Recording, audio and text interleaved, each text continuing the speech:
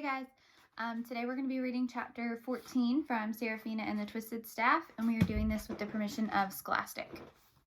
Serafina glanced at Braden as the two of them quickly left Mr. Vanderbilt's den and crossed through the library.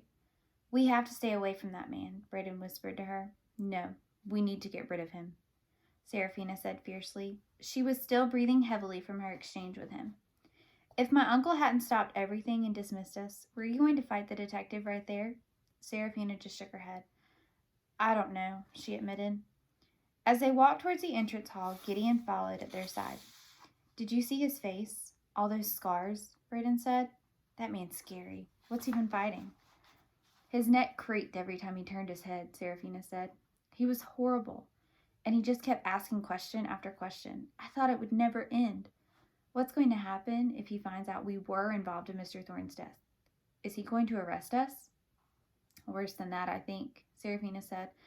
"I'm not sure he is who he says he is." "What do you mean?" Braden asked in alarm. Looking at her wounds, he said, "What happened to you last night?"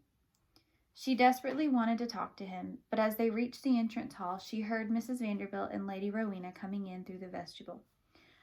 "One of the servants must have notified them that we were done," Braden murmured. She couldn't be sure, but it almost sounded like there was sadness in his voice. "Do you have to go?" Serafina asked quietly, glancing at him. She knew he probably did.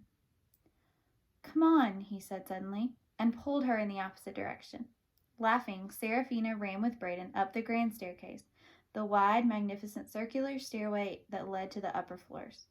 She wasn't sure where Braden was taking her, other than just to escape. But when they reached the third floor, she had an idea where they could go and talk in secret.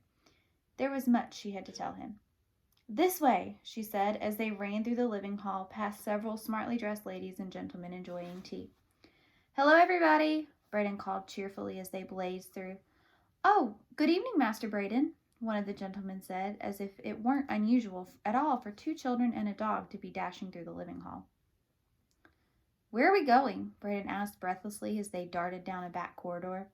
"You'll see," she said. At the end of the hallway, she stopped just where it dog-legged up towards the North Tower room. Two small bronze sculptures and a gathering of books sat atop a built-in oak cabinet. The first bronze sculpture depicted a horse being spooked by a rattlesnake. The second was a lean and muscular leopardess, her ears pinned back and her fangs bared as she sank her teeth and claws into some sort of wild beast. Serafina had noticed over the years that there were sculptures and paintings of great cats everywhere at Biltmore. Two bronze lionesses prowled on the mantel above the billiard table, and two rampant lions raised their claws above the fireplace where guests enjoyed their breakfast. She knew it was silly now, but when she was younger, she had always imagined that these were her aunts and uncles, her grandmothers and grandfathers, like family portraits on the wall. An old wood carving print of a proud great-grandfatherly lion was displayed in the library, and there were cousin-like lion faces carved into the decorative corbels in the banquet hall. The statues on the house gates depicted the head and upper body of a woman, but if you looked very carefully, which she always did, you could see the lower body of a lion. The one that had always perplexed her the most was the white marble statue leading into the Italian garden, a woman with a lion draped over her back and a little girl at her side. Even the doorbell at Biltmore's front door depicted a great cat. She had often wondered why Mr. Vanderbilt had collected so many tributes to the feline race. But of all the cats at Biltmore, this small bronze sculpture of a leopardess in the throes of a ferocious attack had always been her favorite. "What are we doing?" Braden asked, staring in confusion at the sculptures. Serafina bent down and opened the cabinet door. Inside were more of Mr. Vanderbilt's books. Getting down on her hands and knees, she moved the volumes aside, gained access to the back of the cabinet. She pushed hard on the wooden panel like she remembered doing before, but it didn't budge. "What are you doing that for?" Braden asked. "Come on, help me," Serafina said, and as soon as she and Braden were working shoulder to shoulder, the back panel of the cabinet finally pushed through, opening into a dark hole. "Follow me," Serafina said, her voice echoing a little as she crawled into the darkness. She hadn't been here in years, but when she was younger, it had been one of her favorite places.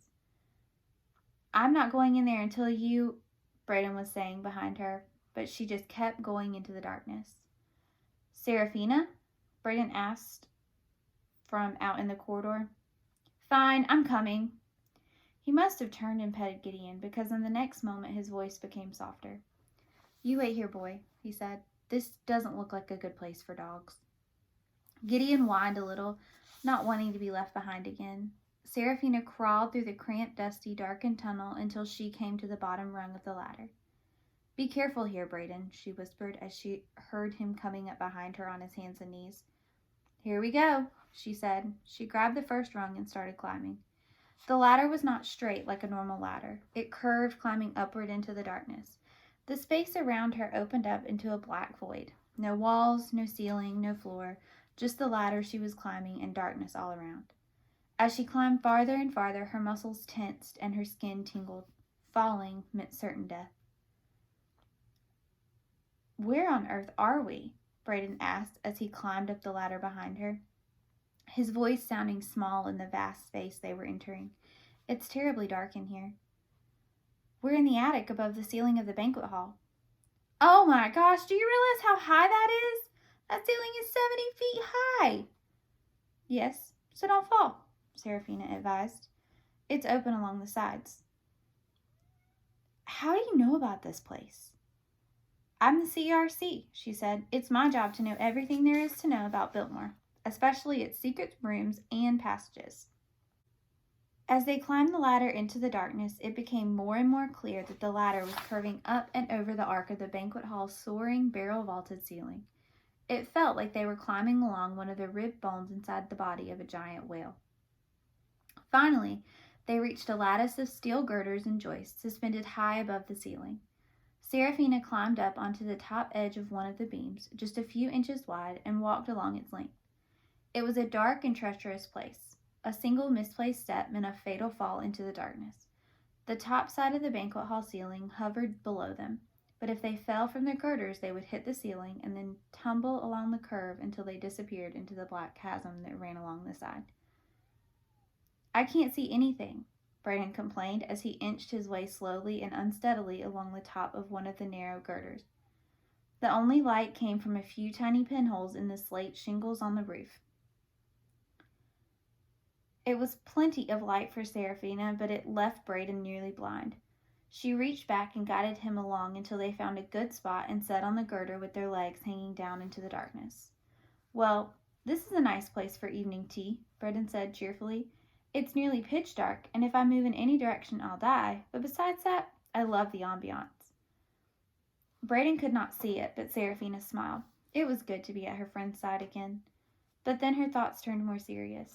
After they defeated the man in the black cloak, she had told Braden about how her pa adopted her and who her mother was, and they'd been sharing with each other the truth of their lives ever since. Braden, I need to tell you what happened, Serafina said. Over the next half hour, she recounted the night before. She had told some of what happened to her pa earlier that morning, but when she told the story to Braden, she left nothing out. It felt good to finally tell her friend everything that had happened. Sometimes it felt as if things weren't real, weren't complete, until she shared them with Braden. That sounds terrifying, Braden said. You were lucky to get out of there alive, Serafina. She nodded in agreement. It had been a close call, and she was glad to be home. Are you sure Detective Gratham is the second man you saw in the carriage? Braden asked. Serafina shook her head. I don't know, she admitted. I think he must be, but I didn't get a good look at him. There are 4 horses in the Biltmore stables that look like the stallions I saw. Could you find out who those belong to? I'll ask Mr. Rinaldi, the stable master, Braden said. Whoever this Detective Gratham is, I don't like him. What are we going to do now? We can't let him find out anything more about us, that's for sure. It was a good question, and Serafina tried to think it through. We need to keep low and hidden and figure out exactly who he is, she said. We'll watch him very carefully and see what he does. Did you see what he had? Braden exclaimed. The black cloak, silver clasp. Which probably means he went out to my mother's den. I saw her just last night, so I think she and the cubs are all right. But he might have come dangerously close to discovering them. Maybe that's why she was so anxious to leave. If he discovered your mother's den, it might have been his life in danger, rather than hers. It's those nasty wolfhounds I'm worried about, she said. They were truly vicious beasts. What about that feral boy you described? Do you think he escaped? Who do you think he was? It sounds like he fought very hard. I don't know, she said, but I have to find out. He saved my life. We could ask around about him, Braden suggested. Maybe one of the mountain folk who work on the estate knows who he is. But why do you think the animals are leaving the mountains? There's been a family of otters living in the river for years, but 2 days ago, when I was out riding, I saw them leaving. All of them. Yesterday, when I checked their holt, they were gone. The den was empty. My mother said there were other animals leaving too, besides the luna moths and the birds I saw, but I couldn't get her to tell me about it. Even the ducks that normally live on the pond are gone, Braden said. At that moment, Serafina thought she heard something, like a faint scratching noise. She swiveled towards the noise. What's wrong? Braden asked. She paused and listened, but didn't hear anything. Nothing, I guess, she said, realizing that she was still a bit jumpy after her confrontation with Detective Gratham. This is a good hiding spot, Braden said with satisfaction. We should use it more often. Detective Gratham will never be able to find us in here, but it's probably getting late. They're going to be ringing the bell for dinner soon. I should go. Serafina remembered that her pa had been excited that the Vanderbilts had sent her a message requesting her presence. But in the end, it hadn't been an invitation to dinner. It had been a summons to an interrogation. Yes, you better go, Serafina agreed, a bit too sadly. My aunt will be looking for me, Braden said. And Lady Rowena, too, I reckon, she said. Braden looked at her and squinted, trying to see her face. You know, she's not as bad as she seems. All right, Serafina said, realizing she had poked her friend a bit too hard. Her father sent her here all alone while he travels on business, Braden continued. He's some sort of important man, but it seems kind of mean to me to leave her here all by herself where she doesn't know anyone. I agree, Serafina said. She could see that the two of them had been talking. Rowena's mother passed away when she was 7, Braden said, and her father doesn't pay much attention to her. Before coming here, Rowena had barely been outside of London. I know she comes across like she's conceited, and maybe she is. I don't know. But she worries about things just like everyone else. What do you mean? She asked. She said she worries that she brought all the wrong kinds of clothes to be at a country estate, so she doesn't have anything to wear. She also thinks some of the other guests have been making comments about her accent. Serafina frowned. It never even occurred to her that Lady Rowena would worry about her clothes and the way she spoke. I don't know, Braden said. I don't think she's a bad person. She's just not used to it here. It seems like she needs our help. My aunt asked me to look after her until her father comes, but that doesn't mean I'm not your friend. I understand, Serafina replied finally, and she did. She'd always known Braden to be a kind person and a gentleman. Just don't forget about me, she said, smiling a little, then realizing again that he couldn't see her smile. Serafina, Braden scolded her. I will tell you the truth of it, she said. Over the last week, sometimes it's felt like you didn't want anything to do with me anymore. What about you? Braden protested, getting at least as emotional as she was. What have you been doing? You're always asleep when I'm awake, and you go out every night on your own. Sometimes I think that one of these days you're going to turn into a wild creature or something. Not likely, Serafina thought glumly. So you're not trying to avoid me? She asked. Avoid you? Braden said in surprise. You're just about my only friend. Serafina smiled to hear him say that, and then she laughed a little. What are you talking about? You have many friends. Gideon, Cedric, your horses. Braden smiled. And I have a new friend, too. Oh, yes? When my uncle and I rode out to Chimney Rock the other day, I found a beautiful peregrine falcon with a broken wing at the base of the cliffs. I don't know what happened to her. Maybe a hunter shot her, or she got into some kind of battle, but she was badly hurt. I wrapped her up in my coat and brought her home. Her name is Kess, and she's incredible. Serafina nodded as she felt a gentle and reassuring warmth filling her chest. This was the Braden she knew. I can't wait to meet her. I bandaged her wing, and I've been trying to help her eat. Do you think her wing will heal over time, and she'll be able to fly again? No, I'm afraid not, Braden said sadly. My uncle gave me a book on birds from his library. It said that if a bird of prey's wing is broken below the bend, it can sometimes heal. But if it's broken above the bend like Kessa's is, then it's impossible. She'll never fly again. That's too bad, Serafina said, trying to imagine how terrible it would be for a falcon not to be able to fly, and for a moment she thought about her own situation, her own limitations. But at least she'll have you as her friend. I'm going to take good care of her, Braden said. Peregrine falcons are amazing birds. The book says they can fly anywhere on earth they want to. The word peregrine actually means wanderer or traveler. Sometimes two peregrine falcons will hunt together, and they're the fastest animals on the planet. Scientists estimate that they dive at over 200 miles an hour, but it's so fast that no one has ever been able to measure it exactly. That's amazing, Serafina said, smiling. She enjoyed listening to Braden talk about his birds and his other animals. This is how it should be, she thought, the two of them sitting in a dark and secret place just talking. This was the kind of friend she'd always dreamed of, someone who was eager to hear her stories and excited to tell her things and content to be with her for a little while. But she knew it couldn't last. He was right when he said he had to go. She guided him through the darkness across the beam and over to the top of the ladder. As he began to climb down, he stopped, seeming to wonder why she wasn't climbing down with him. Just stay alert tonight, she told him. Stay well clear of Gratham and don't let him corner you alone. Be safe. You too, Braden said, nodding. But aren't you coming out? You go on ahead, she said. I'll stay here a little while. After he had started down, she wondered why she had let him go without her. Why she had decided to stay here in the darkness. She'd accused him of not caring about her friendship, but he turned around and accused her right back. Maybe there was more truth in his accusation than hers. Mr. and Mrs. Vanderbilt knew who she was now. She could live openly at Biltmore if she wanted to. She might not have an invitation to dinner, but she could go out there with him into the house. Still, she didn't. Why? She sat in the darkness and thought about it for a long time. She had lived in the darkness all of her life. This was where she felt most comfortable. Her mama had said that she belonged with the folk at Biltmore, and perhaps that was true, but it still didn't change who she was. Sitting in the darkness for a long while, she barely noticed the time passing. She knew that elsewhere in the house the Vanderbilts and their guests must have eaten their dinner and gone to bed. The house was quiet and dark.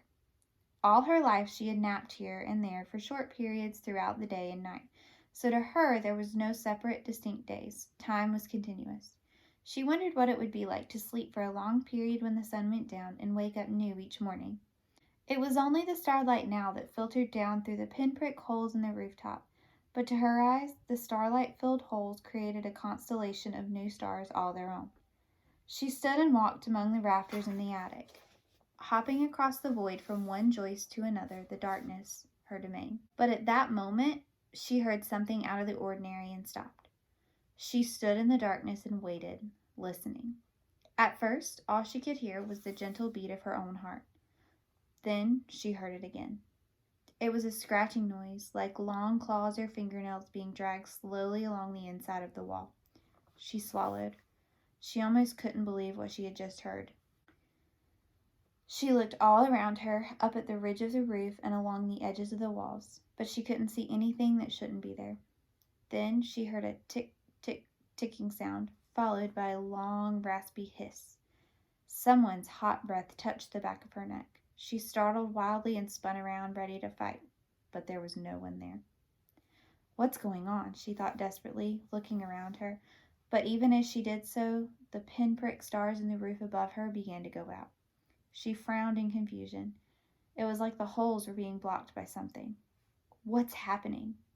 There was something, or many somethings, crawling on the ceiling. Suddenly, it was nearly pitch dark. Even she couldn't see. Frightened, she ran along the top edge of a girder towards the ladder. A single misstep and she'd fall to her death, but she had to get out of here. Some sort of small living creature struck her head with a hard thump. She ducked down, her arms protecting her head, and she kept running. Another creature landed in her hair, twisting wildly and screeching.